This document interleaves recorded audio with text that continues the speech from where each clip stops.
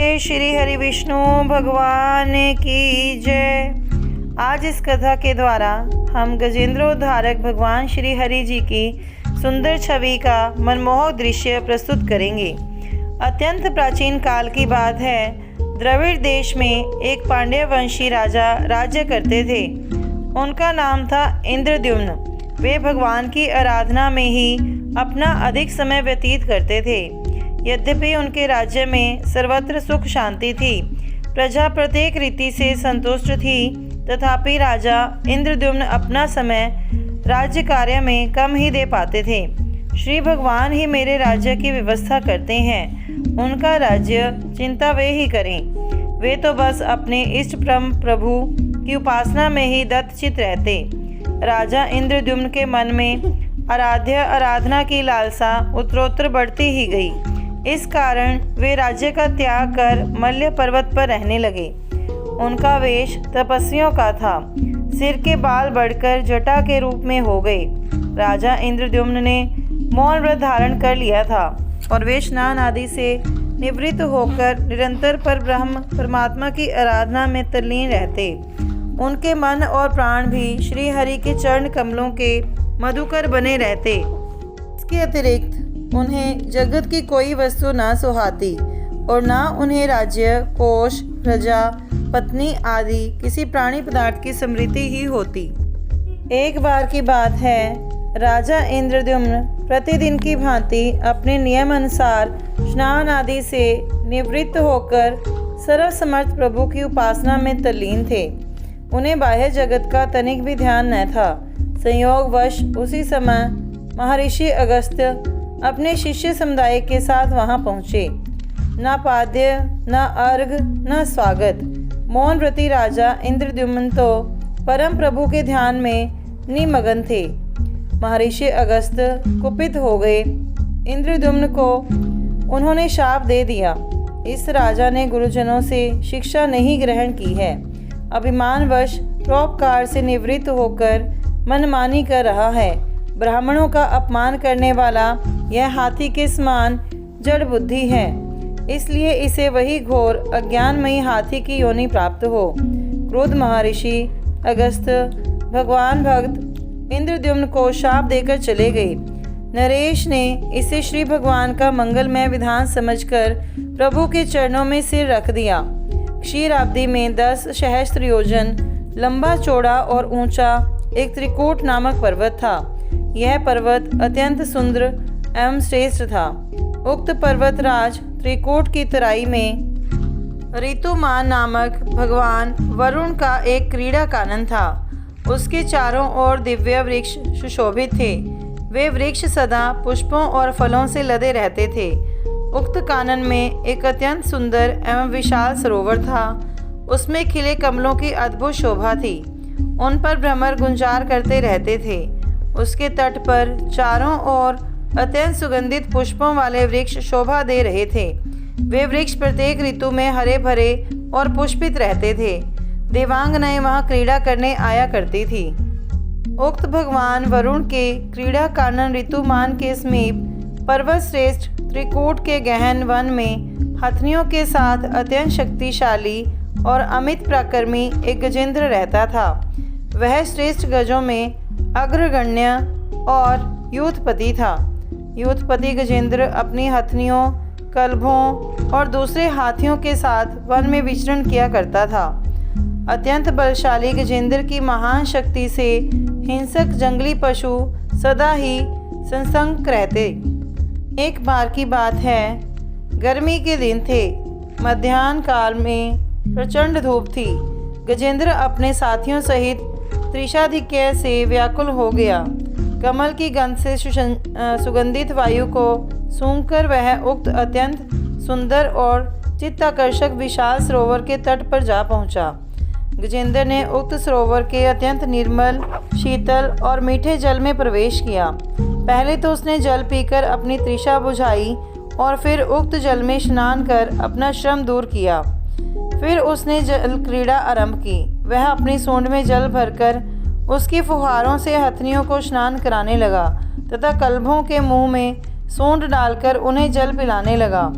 दूसरी हथनियाँ और गज अपनी सूंडों की फुहार से गजेंद्र को स्नान करा रहे थे तथा उसका सत्कार कर रहे थे। अचानक गजेंद्र ने सूंड उठाकर चित्कार की। पता नहीं किधर से एक मगर ने आकर उसका पैर पकड़ लिया। गजेंद्र ने अपना पैर छुड़ाने के लिए पूरी शक्ति लगाई, पर उसका वश नहीं चला, पैर नहीं छूटा। अपने स्वामी गजेंद्र को ग्राह्यग्रस्त देखकर हथनियाँ, कलब और अन्य गज अत्यंत व्याकुल हो गए। वे सूंड उठाकर चिंघाड़ने और गजेंद्र को बचाने के लिए सरोवर के भीतर बाहर दौड़ने लगे।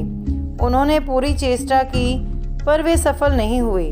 महर्षि अगस्त्य के शाप से शप्त महाराजा इंद्रद्युम्न ही गजेंद्र हो गए थे और गंधर्व श्रेष्ठ हुहु महर्षि देवल के शाप से ग्रह हो गए थे। वे भी अत्यंत पराक्रमी थे। संघर्ष चल रहा था। गजेंद्र बाहर खींचता और ग्रह गजेंद्र को भीतर। सरोवर का निर्मल जल गंदला हो गया। कमल दल क्षत विक्षत हो गए। जल जंतु व्याकुल हो उठे। गजेंद्र और ग्रह का संघर्ष 1 सहस्त्र वर्ष तक चलता रहा। दोनों जीवित रहे। यह दृश्य देखकर देवगण चकित हो गए। अंततः गजेंद्र का शरीर शिथिल हो गया। उसके शरीर में शक्ति और मन में उत्साह नहीं रहा, परंतु जलचर होने के कारण ग्रह की शक्ति में कोई कमी नहीं आई।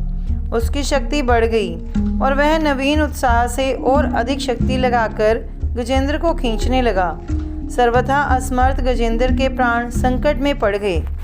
उसकी शक्ति और पराक्रम का अहंकार चूर्ण हो गया। वह पूर्णतः निराश हो गया, किंतु पूर्व जन्म की निरंतर भगवत आराधना के फलस्वरूप उसे वह स्मृति हो आई।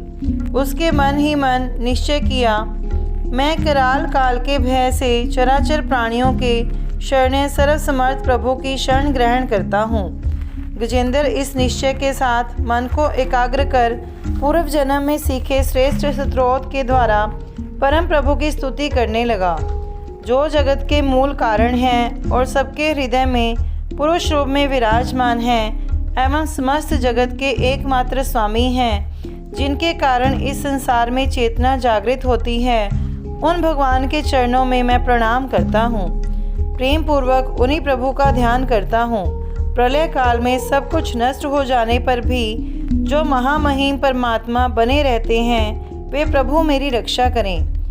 नट की भांति अनेक वेश धारण करने वाले प्रभु का वास्तविक स्वरूप एवं रहस्य देवता भी नहीं जानते, फिर अन्य कोई उनका कैसे वर्णन करे।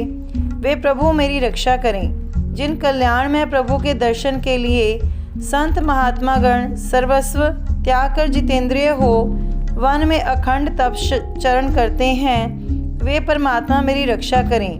मैं सर्वशक्तिमान सर्वसमर्थ प्रभु के चरणों में नमस्कार करता हूँ। मैं जीवित रहना नहीं चाहता। इस अज्ञान में योनि में रहकर करूँगा ही क्या।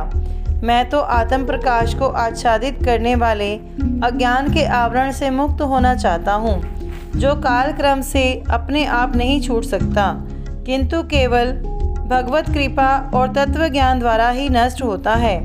अतएव मैं उन श्री हरि के चरणों में प्रणाम करता हूँ, जिनकी कृपा से जीवन और मृत्यु के कठोर पाश से जीव सहज ही छूट जाता है। हे प्रभु, आपकी माया के वश होकर जीव अपने स्वरूप को नहीं जान पाता। आपकी महिमा का पार नहीं। आप अनादि अनंत सर्वशक्तिमान सर्वंतर्यामी हैं। मैं आपकी शरण में हूँ। आप मेरी रक्षा करें। गजेंद्र की स्तुति सुनकर सर्वात्मा सर्वदेव रूप श्री हरि प्रकट हो गए। गजेंद्र को पीड़ित देखकर श्री हरि वेदमय गरुड़ पर आरूढ़ होकर अत्यंत शीघ्रता से उक्त सरोवर के तट पर गजेंद्र के पास पहुंच गए।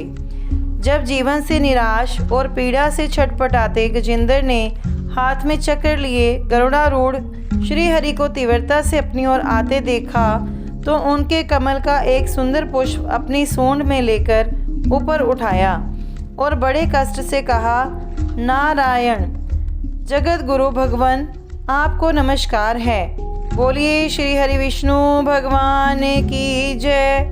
गजेंद्र को अत्यंत पीड़ित देखकर सर्वशक्तिमान श्री हरि गरुड़ की पीठ से कूद पड़े और गजेंद्र के साथ ही ग्राहक को भी सरोवर से बाहर खींच लाए। इसके उपरांत श्री हरि ने तुरंत अपने तीक्ष्ण चक्र से ग्राहक का मुंह फाड़कर गजेंद्र को मुक्त कर दिया। ब्रह्मा आदि देवगण श्री हरि की प्रशंसा करते हुए उनके ऊपर स्वर्गीय सुमनों की वृष्टि करने लगे। दुदुम्बियाँ बज उठी, गंधर्व नृत्य और गान करने लगे। सिद्ध ऋषि महर्षि पर ब्रह्म श्री हरि का गुण अनुवाद करने लगे। ग्राह्य दिव्य शरीरधारी हो गया। उसने श्री भगवान के चरणों में सिर रखकर प्रणाम किया और फिर वह भगवान के गुणों की प्रशंसा करने लगा। भगवान श्री हरि ने गजेंद्र का उद्धार कर उसे अपना पार्षद बना लिया। गजेंद्र की स्तुति से प्रसन्न होकर सर्वात्मा एवं सर्वभूत स्वरूप श्री हरि ने सब लोगों के सामने कहा, प्यारे गजेंद्र, जो लोग ब्रह्म मुहूर्त में जगकर तुम्हारी की हुई स्तुति से मेरा सत्वन करेंगे, मृत्यु के समय उन्हें मैं निर्मल बुद्धि का दान करूंगा। श्री हरि ने पार्षद रूप गजेंद्र को साथ लिया और गरुड़ारूढ़ हो अपने दिव्य धाम के लिए प्रस्थित हो गए। बोलिए श्री हरि विष्णु भगवान की जय। ओम नमः नारायण।